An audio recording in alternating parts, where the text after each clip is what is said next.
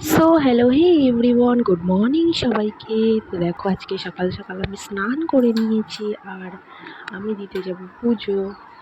তো তোমাদের সঙ্গে আজকে ভাবলাম একটু শেয়ার করি। আজকে বৃহস্পতিবার, তো আমি স্নান করে রেডি হয়ে নিচ্ছি। তো এই যে দেখো আমি সিঁদুর পরে নিচ্ছি। তো তোমাদের সঙ্গে আমি ভাবলাম একটু শেয়ার করি আমি সারাদিন কি করি না করি। তো তোমরা সব কে কী করছো আমাকে কমেন্ট করো। তো এই যে দেখো আমি এরপরে টিপ পরে নিচ্ছি। তো আমি সোজা চলে যাবো এবারে ঠাকুর ঘরে। তো চলো তোমরা সব দেখতে থাকো আমি কি করি না করি।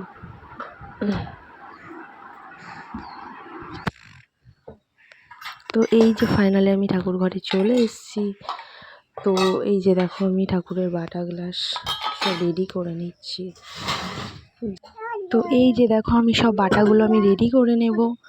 তো কলাটা কেটে নিচ্ছি। তো তারপরে আমি ভালো করে ঠাকুরের সব ফুলগুলো ভালো করে সাজিয়ে দেব। তো পুরোটাই তোমরা সব দেখতে পাবে যে আমি কি করি না করি। তো চলো দেখতে থাকো। তো আমার ঠাকুর ঘরে এসে আমার মানে আস্তে আস্তে সব কিছু করতে ভালো লাগে আর মানে নিজের মতন করে পুজো দিতে খুবই ভালো লাগে। তো আমি ঠাকুর ঘরে এসে একদম আমার সত্যি কথা বলতে মনটা এত ভালো হয়ে যায়। আমার মেয়ে এত দুষ্টুমি করে কিন্তু তাও আমি আমার পুজোটা ঠিকভাবে কমপ্লিট করি প্রতিনিয়ত।